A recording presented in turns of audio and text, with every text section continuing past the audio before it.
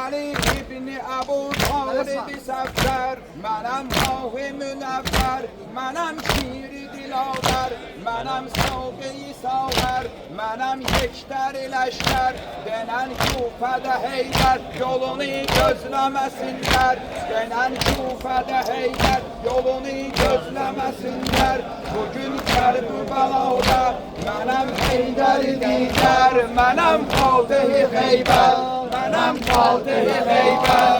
Gələk Kərbəla, Ələmdar-ı Hüseyn, gələk Kərbəla, Ələmdar-ı Hüseyn, gələk Kərbəla, Ələmdar-ı Hüseyn, gələk Kərbəla, Ələmdar-ı Hüseyn. Mənə